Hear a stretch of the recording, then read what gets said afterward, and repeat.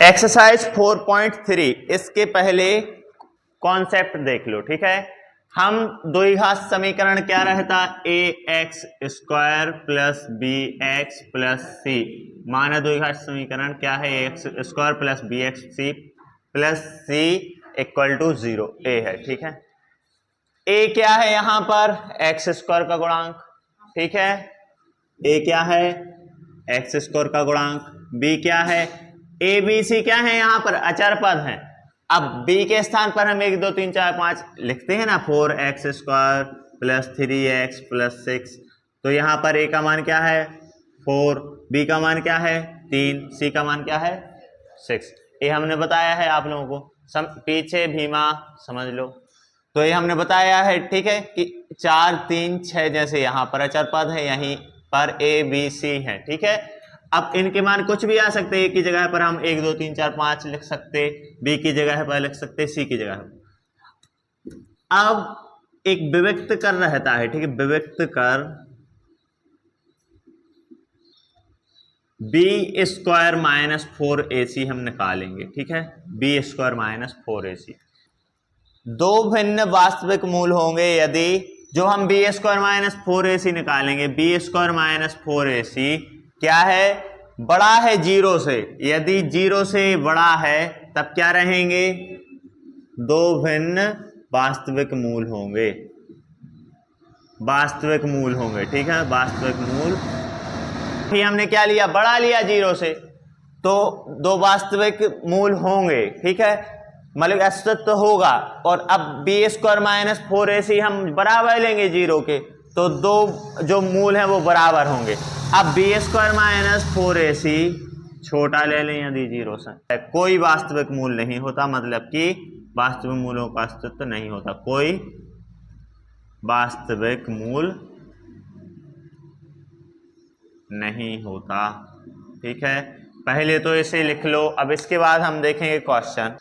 अब इसमें एक और देखो, अब इसमें x का मान ज्ञात करने के लिए एक फॉर्मूला रहता है, वो भी लिख लो। x बराबर होता है minus b square plus minus root of b square minus 4ac upon 2a, ठीक है। इसे भी लिख लो। a क्या होता है, x का जब हम मान निकालेंगे तो उसका फॉर्मूला रहता है, ठीक है। x बराबर, हम अभी तक क्या निकालते आए x के मान, गुणनखंड विधि से, लेकिन हम गुणनखंड विधि से नहीं निकालने, तो ए बी सी के मान हम इसमें रख देंगे तो आ जाएगा x का मान। लेकिन कुछ वैसे भी आ सकता है गुणनखंड विधि से, और ऐसे भी आ सकता है, लेकिन कुछ रहेंगे जो आप गुणनखंड विधि से नहीं कह सकते, क्योंकि दो संख्या जैसे रूट में दिए गए हैं संख्याएं, ठीक है। अब रूट में दो संख्याएं तो आपको कैसे मिलेंगी, रूट में दी हैं तो अब रूट में आपको फिर मुश्किल हो जाएगी दो संख्याएं निकालना, तो वैसे हम x का मान ज्ञात नहीं कह सकते, तो फिर हम इस सूत्र में मान रखेंगे, ठीक है, ए बी सी। अब यहां पर a क्या है, एक्स स्क्वायर का गुणांक, b क्या है, b x का गुणांक, और c क्या है अचर पद। आया समझ में, इतना करो। अब आ जाओ 4 कौन सी एक्सरसाइज है, 3 एक्सरसाइज पर, फर्स्ट क्वेश्चन पर। निम्न द्विघात समीकरणों के मूलों की प्रकृति ज्ञात कीजिए, यदि मूलों का अस्तित्व हो तो उन्हें ज्ञात कीजिए। अब इसमें पहले तो हमें अस्तित्व है कि नहीं ये ज्ञात करना है। यदि मूलों का अस्तित्व हुआ तो मूलों को ज्ञात करेंगे। अब मूलों को ज्ञात कैसे करेंगे बताओ, दो विधियां हैं, या तो गुणनखंड विधि या फिर वही सूत्र जो बताया उससे। अब क्वेश्चन देख लो, फर्स्ट क्वेश्चन क्या है, फर्स्ट क्वेश्चन बोलो। 2x square minus 3x plus 5 equal to 0, ये है हमारे पास क्या समीकरण। अब इसमें देखो, पहले तो लिखेंगे निम्न समीकरण की तुलना, निम्न समीकरण की तुलना। इस क्वेश्चन में हम पूरा लिखवाएंगे, फिर हम शॉर्ट करेंगे, आप लोगों को ये पूरा फेयर कॉपी में लिखना। निम्न समीकरण की तुलना, समीकरण a x square plus b x plus c equal to 0 से करने पर तो a x square plus b x plus c equal to 0 से इसकी तुलना करो तो ए बराबर क्या आ रहा, एक्स स्क्वायर का गुणांक यहाँ क्या है, ए है, यहां पर एक्स स्क्वायर का गुणा यानी गुणांक एक्स स्क्वायर के गुणा में क्या है यहाँ ए, समझना भी वहां, और यहाँ एक्स स्क्वायर के गुणा में क्या है 2, तो यहाँ ए है यहाँ 2 है तो ए का मान क्या आ जाएगा 2। यहाँ एक्स का गुणांक क्या है बी, यहाँ एक्स का गुणांक क्या है -3, तो बी का मान आ जाएगा -3। यहाँ सी का सी के गुणा मतलब सी है तो सी तो रहेगा ही, यहाँ पर क्या है 5 तो सी का मान क्या आ जाएगा, सी का मान आ गया 5। अब हम निकालेंगे क्या, विभक्त कर बी स्क्वायर माइनस 4ac।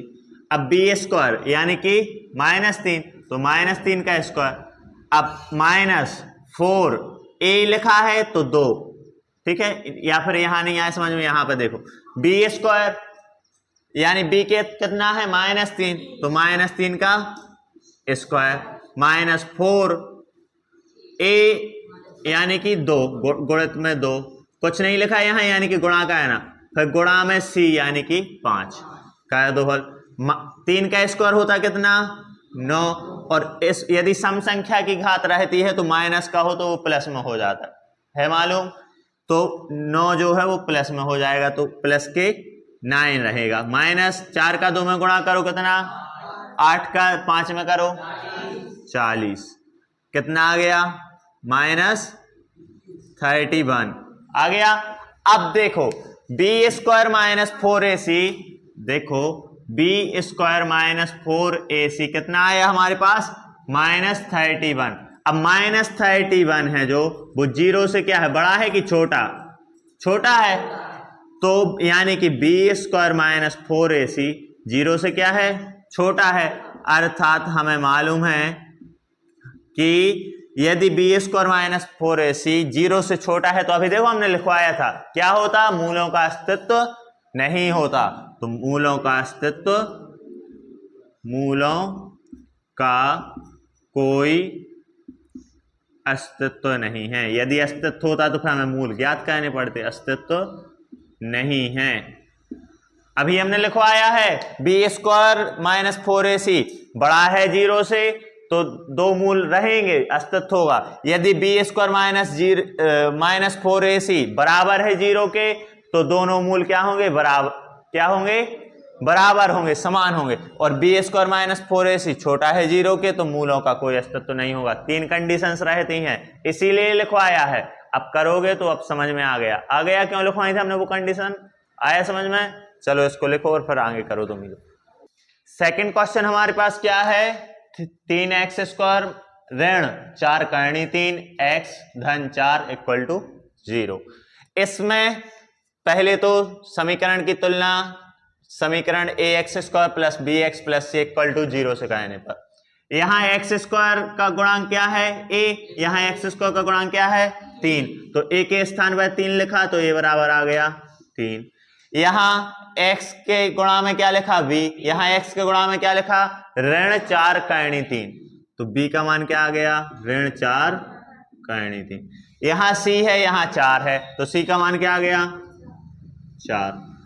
आया समझ में, सीधे बैठो और समझो यहाँ, ठीक है। अब विविक्त कर क्या होता, विविक्त कर बी स्क्वायर -4ac, ठीक है, बी स्क्वायर यानी कि -4√3 का स्क्वायर -4ac, 4 गुणित a यानी कि 3 और गुणित c यानी कि 4। अब 4 का वर्ग कितना होता 16, और ऋण का है तो ये तो धन का ही हो जाएगा, गुणित हमने बताया था कि √3 है उसका जब वर्ग करोगे तो रूट से रूट कट जाता है, अकेला क्या बचता है 3 बचता है, तो 16 गुणित 3 आ जाएगा, माइनस, आया समझ में, यहाँ 4 का वर्ग 16 और √3 का वर्ग करोगे तो 3 आ जाता, रूट से और वर्ग कट जाता, ठीक है। अब 4 का 3 में करोगे कितना आएगा, अरे 4 का 12 और 12 दूनी 24 दूनी 48, 48 माइनस 48 कितना आ गया 0 आ गया ना। अब 0 क्या है 0 के बराबर है, यानी कि बी स्क्वायर माइनस 4ac बराबर है 0 के। अतः मूल क्या होंगे, बराबर होंगे। अतः मूल बराबर होंगे, बराबर होंगे। अब हम मूल ज्ञात क्या, बराबर तो होंगे, मतलब एक ही मूल हो गए। अब मूल कैसे ज्ञात करते, x बराबर, अब इसमें तुम यदि गुणनखंड विधि लगाओ तो नहीं लगेगी। अब 4 का 3 में करो 12 है। अब ऐसी दो संख्या बताओ गुणा करने पर 12 है, जोड़ने घटाने पर 4 करने 3 आए, तो नहीं कह सकते। कर सकते हैं लेकिन बहुत मुश्किल है ना मुश्किल। तो इसकी अब हम दूसरी मेथड क्या अपनाएंगे। दूसरी मेथड क्या है, इसके हम x का मान अभी निकालते थे तो गुणनखंड विधि करवाते थे कि गुणा करने पर इतना आए तो जोड़ने पर इतना, लेकिन वो इसमें नहीं लगे क्योंकि रूट आ गया। इसके बाद हम सूत्र में मान रखेंगे इसमें, तो मूल हम ज्ञात कर लेंगे। इसे हम गुणनखंड विधि से तो कह नहीं सकते, तो किससे करेंगे, इस सूत्र से करेंगे। अब x बराबर माइनस बी क्या है, माइनस 4 करनी 3 माइनस, और माइनस 4 करनी 3 है b, ठीक है ना। देखो माइनस से पहले से लगा है और b का मान कितना है, माइनस 4 करनी 3 प्लस माइनस इसका मान तो 0 है ना, और बटे में 2 गुणे 3, a का मान है 3। आया समझ में इतना। अब ऋण ऋण के हो जाएंगे क्या, ये धन, 4 करनी 3 हो जाएगा धन का, और नीचे आ जाएगा क्या, 2 गुणे 3 था, 2 गुणे 3 ही लिखा रहने दो। अब 2 से 2 बार कट गया 4, 2 से 2 बार 4 कट गया, बचा कितना, 2 करनी 3 बटे 3, बचा इतना। अब इसके बाद समझना हम क्या कर देंगे, करनी 3 का ऊपर गुणा कर देंगे और करनी 3 का नीचे गुणा कर देंगे। कह दिया तो क्या आ जाएगा, करनी 3 का गुणा करते तो क्या आ जाता, 3 आता है, तो 2 पहले से है और करनी 3 का गुणा करेंगे 3 आ जाएगा, बटे में 3 करनी 3 आ जाएगा 3 से 3 कट जाएगा, क्या आ गया, 2 बटे करनी 3, ये हमारा आ जाएगा क्या, आंसर। और जो YouTube पर बच्चे हैं आशा करते हैं उनको भी समझ में आया होगा। जैसा कि आप सभी जानते हैं कि हम 10वीं क्लास मैथ 10th मैथ्स के NCERT का पूरा सिलेबस करवा रहे हैं। यदि आप 10th में हैं तो चैनल को सब्सक्राइब करें और वीडियो पसंद आई हो तो वीडियो को लाइक जरूर करें। धन्यवाद।